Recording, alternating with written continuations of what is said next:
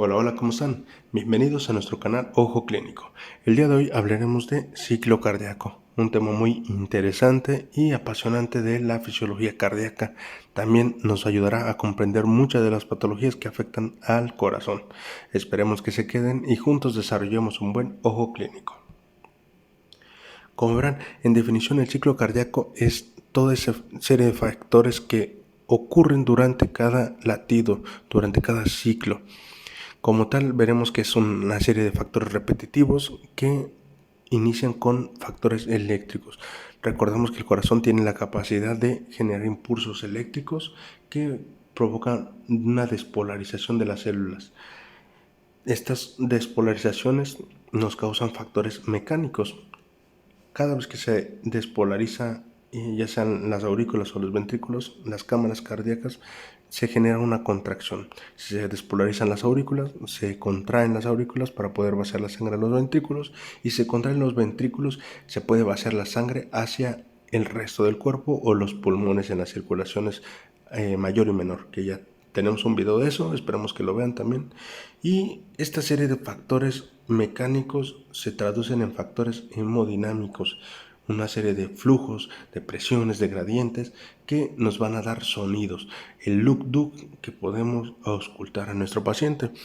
Como tal, el ciclo cardíaco se divide en diástole, que hay que tener presente que la diástole es cuando el corazón se relaja, y si se está relajando se está enanchando, se hace más grande. Y cada vez que se hace más grande es porque se está llenando.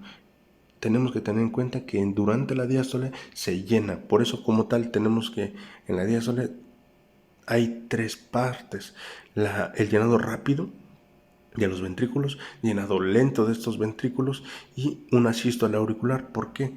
Hay una sístole durante la diástole. La sístole auricular nos permite que se contraigan las aurículas y ahora sí se puedan llenar por completo los ventrículos. Lo vamos a ver todavía más detallado. Durante la sístole ventricular hay una contracción isovolumétrica, una eyección de la sangre y una relajación isovolumétrica que vamos a ver paso a paso. Pero antes vamos a ver que el corazón trabaja con válvulas. Tenemos 4 tipos de válvulas. Tenemos 2 aurículos ventriculares que separan los ventrículos de las aurículas, o las aurículas de los ventrículos, es lo mismo, y 2 semilunares, le llamamos así por su forma, y separan lo que es el ventrículo derecho de la arteria pulmonar, y del ventrículo izquierdo tenemos una válvula que se llama válvula aórtica, que nos permite el flujo hacia el resto de la economía del cuerpo, se puede decir. Y estas válvulas también nos van a generar ruidos. Si se cierran las válvulas auriculoventriculares, nos provocan el primer ruido, y si se cierran las válvulas semilunares, nos provocan el segundo ruido. Estas válvulas prácticamente trabajan sobre mecanismos pasivos, quiere decir que no ocupan absolutamente nada más que presión. Una vez que se llena una cámara, genera una tensión de esas paredes. Esa tensión o esa presión de esas paredes van a permitir que se venza la presión de la siguiente cámara y se pueda pasar así al resto del ciclo. Solamente se van a abrir estas válvulas si se supera la presión que tiene la siguiente cámara. Entonces, como veremos, si tenemos las aurículas llenas, van a generar suficiente tensión para poder abrir la válvula tricúspide o mitral, para poder sacar la sangre de las aurículas hacia los ventrículos. Si no se vence la presión, no se abren las válvulas y no se puede mandar la sangre. Vamos a ver que tenemos las cuerdas tendinosas. Estas cuerdas tendinosas prácticamente actúan como seguros. ¿Por qué como seguros? Si se tiene la presión demasiado alta en el ventrículo, para poder así romper la presión que tiene en el caso del ventrículo izquierdo, tenemos la presión suficientemente grande para poder vencer la presión de la válvula aórtica. Si tenemos una presión tan grande, podría regresar la sangre hacia la aurícula izquierda. Entonces, en la aurícula izquierda lo que hacen las cuerdas tendinosas es generar una cierta presión para que no se regrese la sangre. Como lo vemos en la imagen de la izquierda, vamos a tener una cuerda tendinosa que se va a fijar más fuerte, o se puede decir que se contrae cada vez que aumenta la presión en el ventrículo, para que no se regrese la sangre, no haya protusión de nuevo y obviamente no haya anomalías. Si se vencen esas cuerdas tendinosas, obviamente vamos a tener flujo retrógrado, va a haber también problemas al momento de llegar la sangre hacia todo el cuerpo, y nos va a dar patologías que vamos a ver más adelante. Entonces, como tal, tenemos 5 fases del ciclo cardíaco, y el llenado pasivo se puede dividir en 2.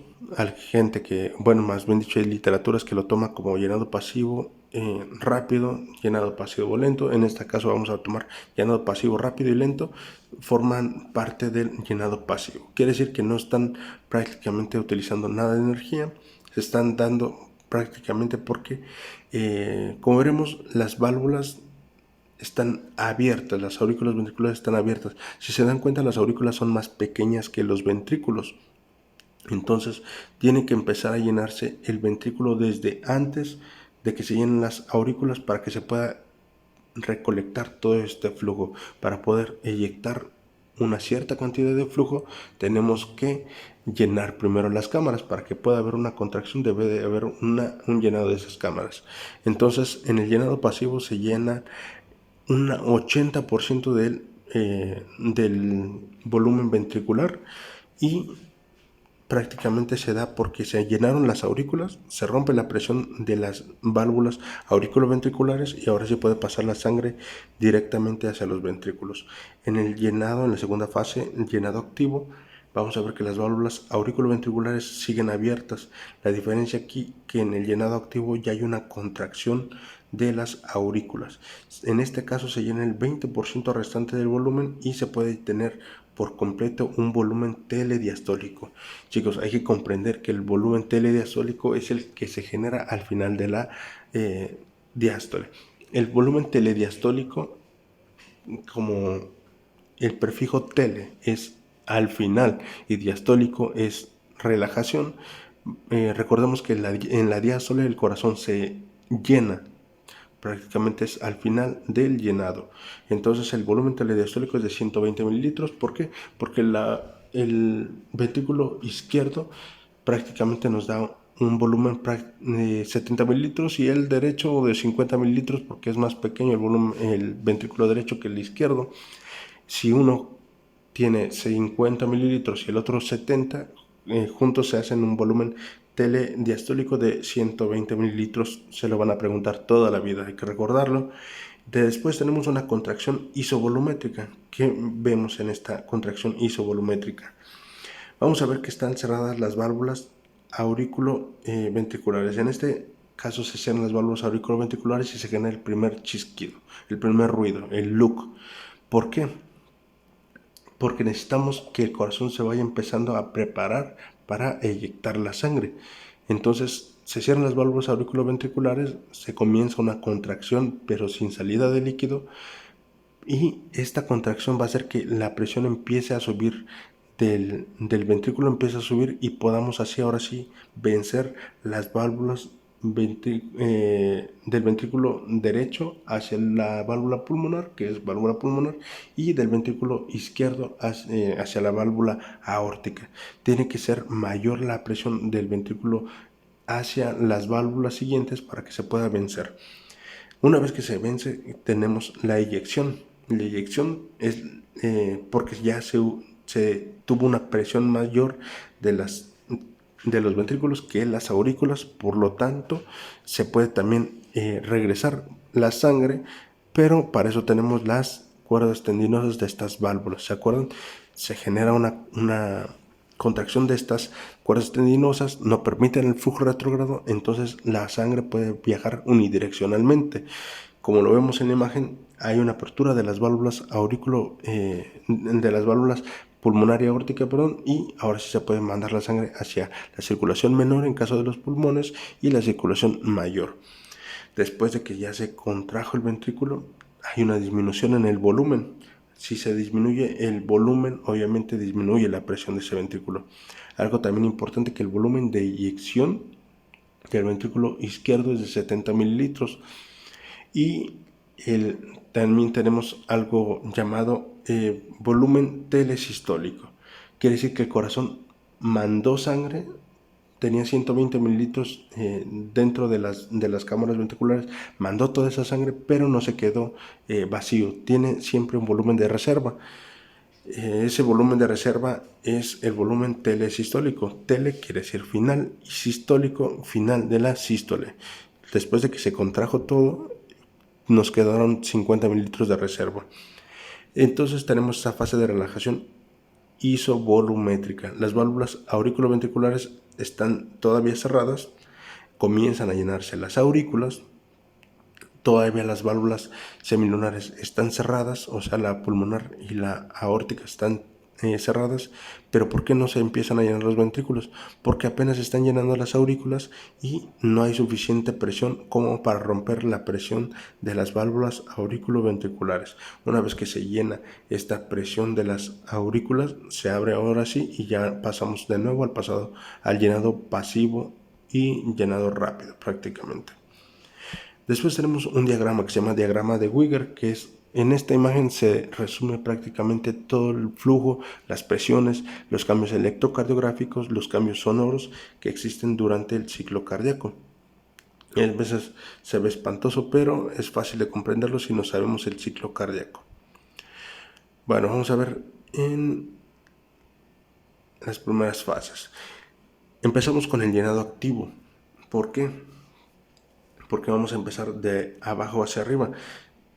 Vemos que en el fonocardiograma no se ve ningún cambio. Después en el electrocardiograma empezamos con la onda P. Si recordamos, en el electrocardiograma la onda P es la despolarización de las aurículas. Entonces corresponde a un llenado activo. Si se están despolarizando las aurículas, hay una sístole auricular y esto nos permite que las válvulas, como lo vemos en la imagen, las válvulas auriculoventriculares estén abiertas y se llene el 20% restante de los ventrículos. Es prácticamente resumido lo de la imagen interior con esta, para que podamos entender mejor el diagrama de Wigger. Vamos a ver que tenemos, una vez el volumen restante después de que se contrajeron las aurículas, un volumen telediastólico de 120 mililitros, ¿sale? Entonces hay un volumen ventricular, como veremos, el volumen ventricular empieza a subir. Una vez que empieza a subir, vamos a tener un cierre de las válvulas auriculoventriculares, porque ya se hizo un llenado completo de las cámaras. Si se llena la cámara como tal, vamos a tener la contracción isovolumétrica, que es un espacio muy pequeño que corresponde prácticamente en el electrocardiograma al QRS. Hay una contracción, empieza a haber una contracción de los ventrículos, hay un volumen ventricular prácticamente normal, la presión de los ventrículos comienza a subir, que es la línea azul, como vemos en la línea, es prácticamente un periodo muy pequeño donde empieza a subir la presión de 0 prácticamente hasta 80, donde ven el 80 y dice apertura de la válvula aórtica, es porque la válvula aórtica tiene una presión de 80 milímetros de mercurio y la sangre alcanza a una presión mayor a 120 o por lo menos 120. Es ahí donde nace la presión de 120 que manejamos prácticamente todos, con una complexión casi robusta. Después veremos que con la contracción isovolumétrica otra vez empieza después de que se llenó el ventrículo y se estaba preparando, hay una apertura de las válvulas. Después de que se llena la apertura de las válvulas, tenemos la eyección. La presión ya se venció, ya fue mayor de los ventrículos, empezó a salir la sangre, que el volumen de eyección era de 70 mililitros. Como vemos, el volumen ventricular disminuyó. ¿Por qué? Porque ya se empezó a contraer, ya se empezó a mandar la sangre, ya disminuyó el volumen y por lo tanto también disminuye la presión ventricular. La línea azul empieza a decaer. Después tenemos que una relajación, se llama relajación isovolumétrica, donde se cierra la válvula aórtica y hay se puede decir que llenado pasivo como tal de las aurículas, no lo suficientemente como para que se abran las válvulas auriculoventriculares, por eso siguen cerradas las válvulas auriculoventriculares. Hay en las válvulas semilunares, recordamos que están cerradas. Tenemos un volumen telesistólico. ¿Por qué? Porque después de que se contrae el corazón, tenemos otra vez el volumen de reserva que ya hemos visto de 50 mililitros, y vamos a notarlo donde está el volumen ventricular. Si se dan cuenta, si trazamos una línea, siempre en la imagen donde está nuestro logo de ojo clínico dice 50, 90, 130 está el volumen prácticamente en 50 y no baja porque tenemos un volumen telesistólico de 50 mililitros. Y después comenzamos otra vez con el llenado pasivo, donde otra vez se llenaron las aurículas lo suficientemente para vencer la presión de los ventrículos, y se abren las válvulas auriculoventriculares, se empieza a llenar el 80% del volumen que le cabe a los ventrículos para poder prepararse así para el llenado activo. Y es así como se lee el diagrama de Wigger. Esperemos que les haya gustado. De nuestra parte es todo. Muchísimas gracias por apoyar este canal. Tenemos ya muchos más suscriptores. Nos encanta hacer esto y esperemos también que compartan los videos si les sirvió. Nos vemos pronto. Muchísimas gracias.